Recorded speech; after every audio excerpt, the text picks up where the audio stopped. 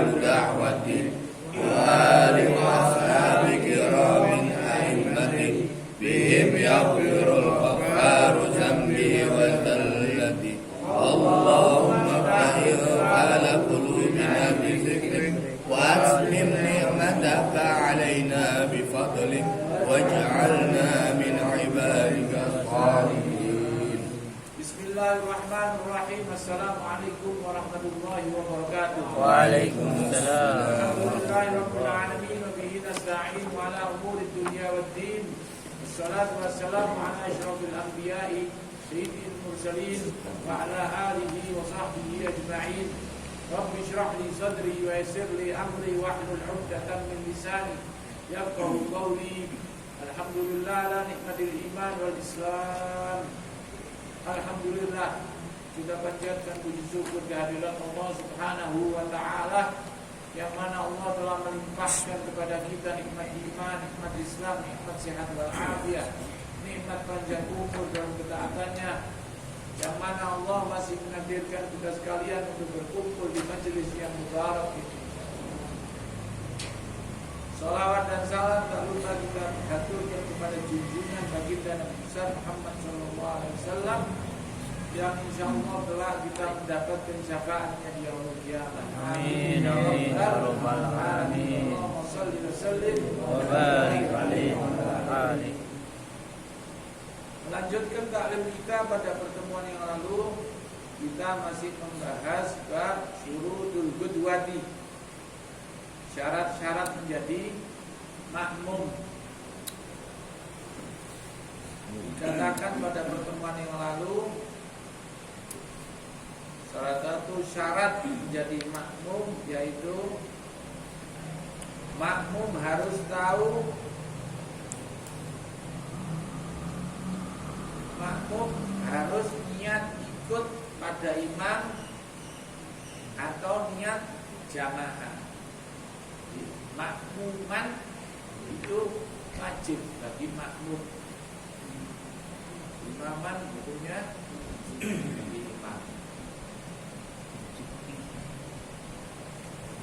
Jadi kita harus meniatkan sebagai makmum, harus niat ikut pada imam atau niat berjamaah. Itu yang kita bahas pada pertemuan tadi. Kita lanjutkan. Syurutul qudwat yang berikutnya, syarat-syarat menjadi makmum yaitu wa ayyatawafaqa nadhamu salatihima. Syarat menjadi makmum yang ke-9 yaitu wa ayyatawafaqa nadhamu salatihima. Antara imam dan makmum cocok di dalam persamaan sholatnya. Imam sholat isya, ya makmumnya sholat isya. Imam sholat zuhur, makmumnya sholat zuhur. Kalau kita berjamaah dari awal, kalau kita berjamaah dari awal, cocok antara niatnya imam dengan makmum. Imam sholat subuh, makmumnya ya niat sholat subuh. Bagaimana dengan yang masbuk, yang terlambat sholat jamaahnya? Diikuti, tetap sah. Walaupun orang itu sholat sunnah, bagaimana? Tahu-tahu jamaah seperti tadi ini, sholat isya. Sholat isya sudah bubar. Tahu-tahu ada orang sholat di situ. Benar. Ini makmum masbuk, orang masuk, nggak tahu sholat apa ini. Tapi dia ikut bermakmum dengan orang tersebut, niat sholat isya. Sholat isya jamaahnya sah nggak? Sah. Sah. Kalau sudah masbuk begitu, walaupun niat imamnya itu sholat fardu maupun sholat sunnah, selama masih ada rukuknya dan sujudnya tetap sah. Yang tidak bisa diajak berjamaah itu kalau masbuk makmumnya terlambat untuk sholat berjamaah, yang tidak bisa diajak sholat berjamaah itu kalau imamnya melaksanakan sholat apa? Jenazah. Kecuali sholat jenazah. Karena apa? Tidak ada persamaan sholatnya, tidak ada rukuk dan tidak ada sujud. Jadi jangan khawatir, waktu saya sholat ternyata orang itu sholat sunnah ba'diyah. Saya tadi sholat isya, wah batal saya. Enggak, tetap sah sholat. Jamaahnya tetap sah. Itu sholat bersama. Ada yang masuk, dia sendiri di belakang. Ada yang mengatakan dia perlu menarik pendidikannya dan dia bisa berdua. Dan itu apa berarti? Memang menurut aturan supaya tidak diselidiki syaitan itu menarik, tapi kalau tidak menimbulkan fitnah. Saya tegaskan di sini karena tidak semua orang paham agama. Sebetulnya kalau dikasih kode begini ya saja, kalau orang yang paham mengerti dia mundur. Sebab ada orang yang tidak paham.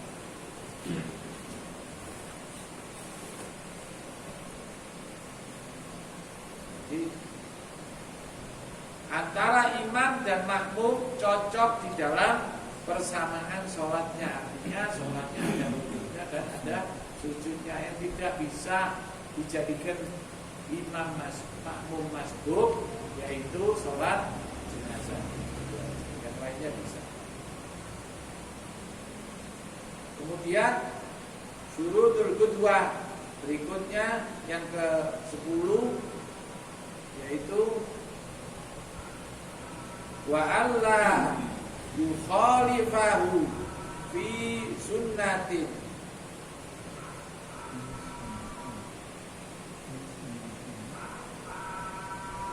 Wa alla yukhalifahu fi sunnatin fakhishati.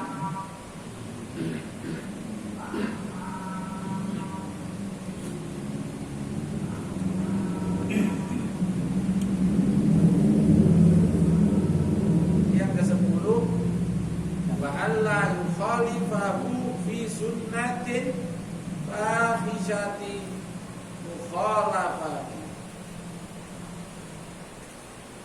Makmum tidak boleh berbeda dengan imam dengan perbedaan yang mencolok di dalam sunnahnya. Jadi makmum tidak boleh berbeda mencolok di dalam sunnahnya. Makanya kayak seperti orang kunut dan tidak kunut. Kalau orangnya berilmu, wah ini pentingnya orang berilmu di dalam ibadah itu seperti ini.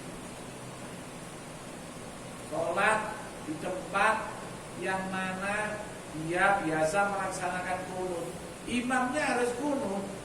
Tak boleh imam tidak kunut di tempat yang biasa melakukan kunut. Syekh Abdul Rahman As-Sudais dari Saudi Arabia, dia imam Masjidil Haram. Dia tahu bahwa di Masjid Istiqlal itu bermadhab Syafi'i. Dia tidak mau, walaupun biasanya dia tidak memakai kunut waktu sholat subuh, dia pakai kunut. Waktu baca Fatihah, Bismillahnya dijaharkan, walaupun biasanya dia pakai sir. Jadi yang seperti kunut dan tidak kunut, sunnah itu tidak boleh yang terlalu mencolok antara imam dan makmum. Bagaimana di Masjidil Haram? Lihat di Masjidil Haram, tidak pakai kunut sholat subuh, tapi begitu iktidal sami Allahu liman hamidah, apa yang dilakukan imam? Berhenti sejenak, memberi kesempatan kepada makmum yang melaksanakan kunut untuk sampai sekiranya membaca kunut itu selesai, baru beliau dan sujud.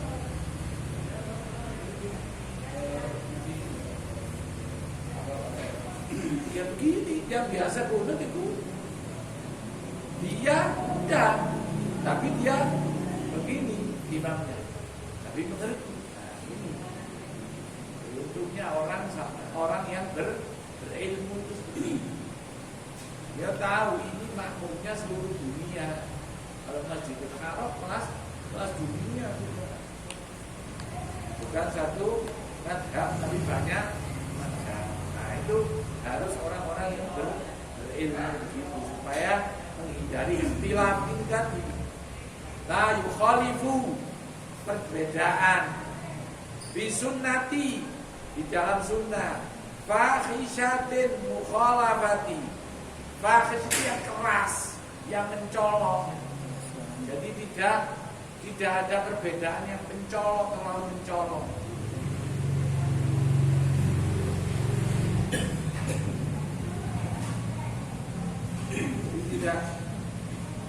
Tidak boleh ada perbedaan yang terlalu mencolok di dalam hal sunnah sekalipun antara makmum dan imam. Itu syarat-syarat. Kemudian yang terakhir yang ke-11, wa ayyutabi'ahu, makmum harus ikut kepada imam. Imam rukuk, makmum rukuk, imam sujud, makmum sujud. Jangan imamnya sudah rukuk masih baca surat aja, nggak beres-beres, Fatihahnya nggak kelar-kelar. Imam sampai sujud dia masih baca surat, maka sholatnya berjamaahnya ketinggalan juga 2 rukun fikih. Makmum yang ketinggalan 2 rukun fikih dari imam, maka sholatnya batal. Atau melampaui 2 rukun fikih, makmum melampaui 2 rukun fikih imam, maka sholatnya. Kalau kondisi begitu, dia mungkin dia nggak sadar bahwa itu kesalahan itu, dia tetap aja ikut makmum itu barangkali gitu. Tapi kalau mungkin sadar dia salahnya, apa harus keluar dari mengulang. Kalau sudah batal ya mengulang. Di situ bermakmum lagi dengan itu boleh. Tapi mengulang enggak. Di situ aja. Ada apa? Dia nggak batal. Kalau dia batal wudhunya keluar. Kalau dia nggak batal, ya mengulang, ikuti jamaah lagi. Tidak apa-apa. Pastu itu jatuhnya.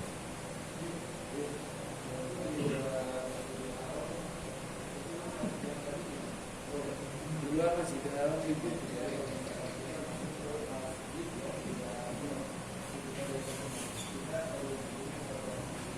Ya kita kalau melaksanakan kunut ya kunut biasa. Nah, iya. Iya, makmum harus mengikuti imam. Kalau ketinggalan sampai 2 rukun fikih, maka sholatnya batal.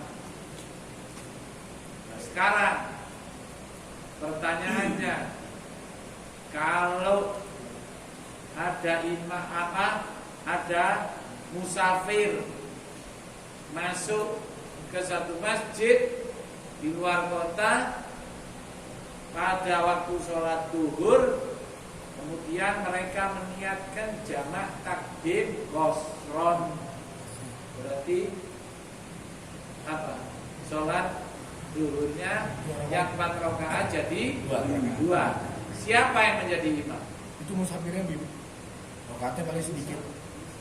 Kenapa? Musafirnya boleh menjadi imam, tidak bisa boleh. Tapi yang lebih sedikit rakaatnya yang menjadi imam. Patokannya, salamnya imam itu harus lebih dahulu daripada makmumnya. Berarti kalau ada yang 4 rakaat, ada yang 2 rakaat, siapa yang menjadi imam? Yang 2 rakaat yang menjadi imam. Yang qasar tadi itu yang menjadi imam. Tapi kalau ini kondisinya si imam itu adalah imam orang di situ ya. Iya. Si imam. Kita datang yang mau kosong. Iya. Ya. Terus apa kita ikut mereka mah kan takut apa? Baru nanti asalnya baru 2 gimana? Boleh, begitu boleh. 4 harus 2, harus mengikuti imam. Gitu. Kalau kita mau berjamaah dengan orang setempat ya harus mengikuti itu. Gak bisa kita salam sendiri, gak sah. Sebab imam tidak boleh makmum tidak boleh mendahului imam. Itu syaratnya. Imam yang salam dahulu. Gitu. Dari segi nilai ya, apa lebih baik kita tetap ikut 4 yang dia biasa, baru nanti kita yang besar 2, atau kita bikin sendiri aja 2-2. Bikin sendiri 2-2 boleh karena kita mendapatkan rukhsah, sedangkan mereka tidak mendapatkan rukhsah, gitu, tidak mendapatkan keringanan karena mereka bukan musafir. Kita mendapatkan keringanan, ada pilihan. Mau mengikuti itu 4, kemudian 2 boleh. Mau memisahkan diri jamaah sendiri 2-2 boleh karena kita memperoleh rukhsah itu tadi, izin. Kalau dari segi nilainya sama aja, sama-sama berjamaah. Kalau kita kalau sendirian kan berjamaah. Kalau mungkin ada kelompok ya barangkali nanti bikin kelompok sendiri, Iya. yang 2-2 gitu ya. Iya. Tapi kalau kita sendiri kan datang ikut mereka 4. Iya. Kalau kita selesai. Takdim 2, ya apa-apa gitu. Kita dapat jamaah fadilatul jamaah kan. Kalau sendirian yang ikut 4, habis itu takdim 2. Ini Bim, sholat asar 4 rakaat. Ya. Kita sebagai makmum. Terus udah rakaat terakhir itu imam belum salam. Tapi yang makmumnya ini sudah pengen apa tuh tentu batal. Terus disalam duluan boleh? Udah boleh. Yang gatal dia. Makanya orang kalau mau mendirikan sholat sebelum masuk melaksanakan sholat, orang tersebut lapar, orang tersebut kepingin kencing, orang tersebut mau buang angin, harus buang angin dulu, harus kencing dulu, harus makan dulu. Karena apa? Kalau dalam keadaan kebelet kencing atau mau buang angin atau dalam keadaan lapar kita melaksanakan sholat, maka hukumnya makruh. Karena apa makruh? Mengurangi kekhusyuan sholat. Hanya ya jadinya itu empat tidak karuan, kepinginnya buru-buru.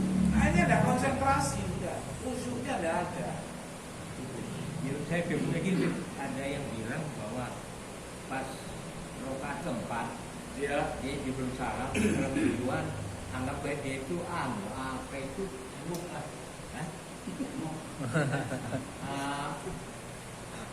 sendirian apa Munfarid. Udah dapat fadilatul jamaah berarti. Tapi munfarid Berarti kan dihitungnya sholatnya 1, bukan berjamaah, rugi sendiri dia. Sudah 3 rakaat, giliran salat kok mufarad, kok memisahkan diri. Ya itu namanya munfarid. karena takut batal tadi. Iya. Dia dapatnya 1 jadinya kalau mufarad. Tapi bagaimana kalau kepingin buang angin sudah di tengah-tengah sholat? Di awal-awal nggak ada, dia ditahan. Ditahan kalau di tengah-tengah sholat. Kalau sudah dikhawatirkan ada najisnya yang keluar, disuruh nggak dari, itu terpaksa karena doluri.